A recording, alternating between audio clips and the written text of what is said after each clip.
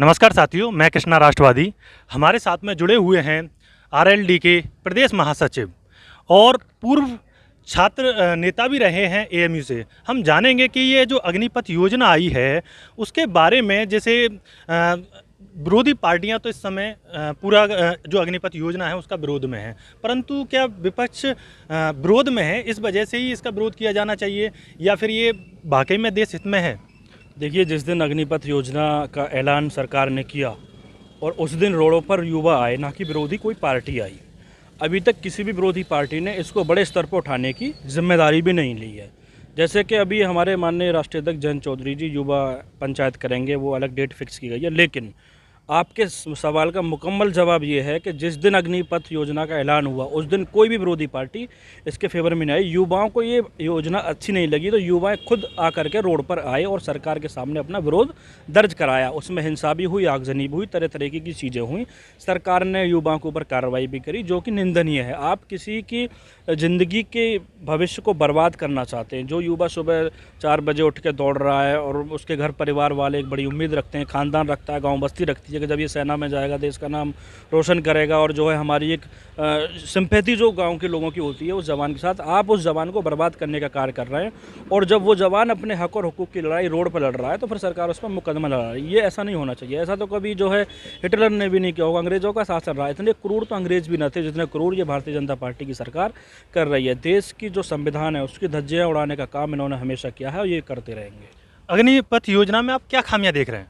देखिए, अग्निपथ योजना में सबसे पहली बात यह है कि जब कोई भी हमारे देश का जवान बॉर्डर पर लड़ता है और किसी भी जब दूसरे देश से युद्ध होता है तो उसके लिए एक बड़ी ट्रेनिंग की ज़रूरत होती है। लेकिन आप अग्निपथ में 6 महीने की ट्रेनिंग दे करके आप उसको जवान कैसे ट्रेंड कर दोगे? उसके बाद 23 साल 24 साल में आप उसको रिटायर कर दोगे। 23 साल 24 साल इंसान की वो एज होती है जिसमें वो डेवलपमेंट चाहता है।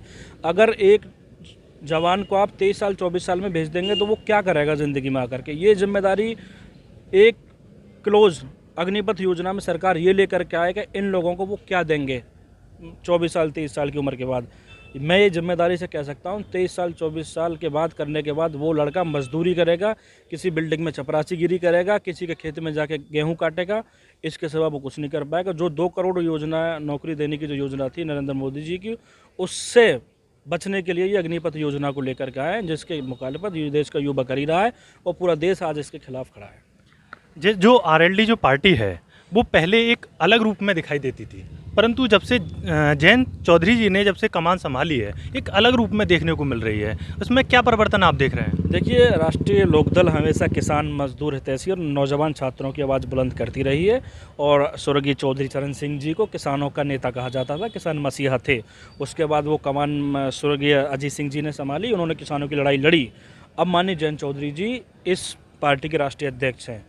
मैं आपको बता दूं, एक पार्टी को चलाने के लिए काबिल इंसान की ज़रूरत होती है और जयंत चौधरी जी इसके लिए सक्षम है। उन्होंने बाहर विदेश से पढ़ाई की और इकोनॉमिक्स पढ़ करके आए। वो जानते हैं कि अर्थव्यवस्था का डाउन होगी तो उसको कैसे उछाला जा सकता है।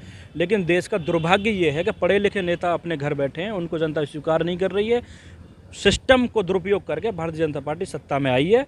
अनपढ़ नेता सत्ता की गद्दी बैठे हुए हैं। और आज अगर जयंत चौधरी जी राष्ट्रीय लोकदल को संभाल रहे हैं तो आप देख लीजिए, हमारे 0 एमएलए थे, 1 एमएलए था, वो भी बाद में चला गया था। माननीय जयंत चौधरी जी के नेतृत्व में 8 एमएलए जीते। माननीय जयंत चौधरी जी खुद राज्यसभा के सांसद हैं। हमारा राजस्थान में भी 1 एमएलए है। अब लोकसभा का चुनाव होने दीजिए, 4-5 एमपी निकल के जाएंगे। देखिए, देश कृषि प्रधान है। किसानों की पार्टी ही यहाँ पे किसानों का उद्धार कर सकती है, वरना यहाँ कोई और नहीं कर सकता। जैसे कि अग्निपथ योजना को लेकर के आरएलडी की क्या प्लानिंग है और जयंत चौधरी जी किस तरीके से जगह जगह पर जो मीटिंग कर रहे हैं उनको लेकर के आपका क्या है कि मतलब उनकी क्या योजना है? देखिए, युवा पंचायत का ऐलान हुआ है। युवा पंचायत करेंगे माननीय जयंत चौधरी जी। देश के युवाओं को ये समझाने का कार्य किया जाएगा कि वो जो हैं इस भारतीय जनता पार्टी के जाल में ना फंसे, अपने हक और हुकूक के लिए माननीय जयंत चौधरी जी का साथ दें। जयंत चौधरी जी युवाओं की लड़ाई लड़ने के लिए ज़िले ज़िले में जा करके युवा पंचायत करने वाले हैं। वो युवाओं को समझाएंगे कि ये जो अग्निपथ योजना है इसके नुकसान क्या हैं। हमारा जो युवा है वो खुद भी जानता है, लेकिन युवाओं को सपोर्ट करने के लिए एक बड़ी पॉलिटिकल पावर की ज़रूरत है। वो काम माननीय जयंत चौधरी जी करने जा रहे हैं। जैसे कि आप छात्र भी रहे हैं एएमयू से, तो क्या आपको लगता है, ये एक व्यक्तिगत सवाल है, कि छात्रों को राजनीति में आना चाहिए? देखिए, अगर जो छात्र देश की दिशा और दशा बदलने की क्षमता रखता है और जिस छात्र को लगता है कि देश में भ्रष्टाचार ज़्यादा हो रहा है, हमारे यहाँ करप्शन ज़्यादा है, हम लोगों की आवाज़ बनना चाहते हैं, तो मैं कहता हूँ मोस्ट वेलकम।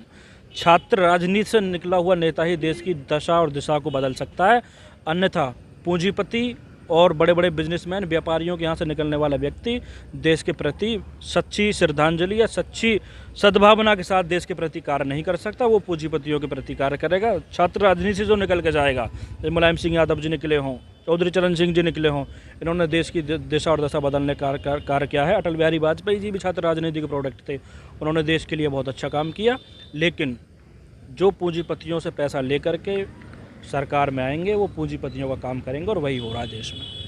राष्ट्रीय लोक दल की क्या इस समय जो 2024 को लेकर क्या तैयारी है, वो 2024 के चुनावों को किस तरीके से देख रही है? राष्ट्रीय लोकदल संगठन खड़ा कर रही है, हर गांव जा कर के, वार्ड पर जा कर के लोग मेहनत कर रहे हैं, हमारे साथ बड़ी तादाद में लोग जुड़ रहे हैं, अलग अलग पार्टी से लोग छोड़ कर के आ रहे हैं, हमारे यहाँ ज्वाइन कर रहे हैं। माननीय जयंत चौधरी जी के नेतृत्व में राष्ट्रीय लोकदल 2024 में बहुत बड़ा एक खेल करने जा रही है, बहुत अच्छी तादाद में हमको वोट मिलेगा, लोग हमें एक्सेप्ट भी कर रहे हैं। आप देख रहे होंगे विधानसभा चुनाव में लोगों ने हमें बहुत अच्छे तरीके से एक्सेप्ट किया है, क्योंकि हमारी पार्टी की गाइडलाइन, हमारी पार्टी की नीति, हमारे पार्टी का कार्य देश की जनता पसंद कर रही है, और यही वजह है कि माननीय जयंत चौधरी जी की अगुवाई में राष्ट्रीय लोकदल दिन प्रतिदिन बढ़ती जा रही है। ये थे हमारे साथ में राष्ट्रीय लोक दल से इस समय प्रदेश महासचिव हैं